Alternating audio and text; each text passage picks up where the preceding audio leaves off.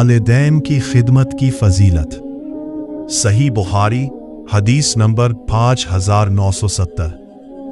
हजरत अब्दुल्ला बिन मसऊद रज़ियल्लाहु अन्हु बयान करते हैं, मैंने रसूलुल्लाह सल्लल्लाहु अलैहि वसल्लम से पूछा, अल्लाह ताला को सबसे ज्यादा पसंदीदा अमल कौन सा है? आप सल्लल्लाहु अलैहि वसल्लम ने फरमाया, वक्त पर नमाज अदा करना। मैंने अर्ज किया, इसके बाद कौन सा? आप सल्लल्लाहु अलैहि वसल्लम ने फरमाया, वालिदैन के साथ हुस्न सुलूक करना। मैंने फिर अर्ज किया, इसके बाद कौन सा? आप सल्लल्लाहु अलैहि वसल्लम ने फरमाया, अल्लाह की राह में जहाद करना। आप तशरीह नाज़रीन, इस मुख्तसर मगर अजीम हदीस में रसूलुल्लाह सल्लल्लाहु अलैहि वसल्लम ने अल्लाह ताला के नज़दीक सबसे महबूब आमाल बयान फरमाए। नाज़रीन, इस मुख्तसर मगर अजीम हदीस में रसूलुल्लाह सल्लल्लाहु अलैहि वसल्लम ने अल्लाह ताला के नज़दीक सबसे महबूब आमाल बयान फरमाए हैं।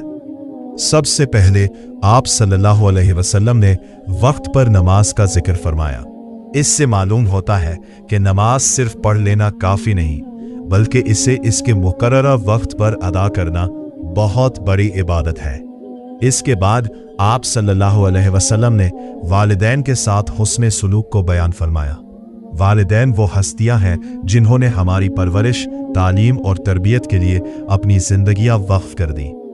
कुरान मजीद में भी बार बार अल्लाह ताला ने अपनी इबादत के साथ वालिदैन के साथ अच्छा सलूक करने का हुक्म दिया है। वालिदैन की खिदमत सिर्फ उनकी ज़रूरियात पूरी करने का नाम नहीं, बल्कि उनसे नरमी से बात करना, उनकी इज्जत करना, उनके लिए दुआ करना और बुढ़ापे में उनका सहारा बनना भी इसमें शामिल है। आज बहुत से लोग दुनिया की कामयाबी में तो मसरूफ हैं, लेकिन अपने वालिदैन के लिए वक्त नहीं निकालते। एक मोहब्बत भरी गुफ्तगू, एक मुस्कुराहट और एक दुआ भी वालिदैन के दिल को खुश कर सकती है। आखिर में रसूलुल्लाह सल्लल्लाहु अलैहि वसल्लम ने अल्लाह की राह में जिहाद का जिक्र फरमाया।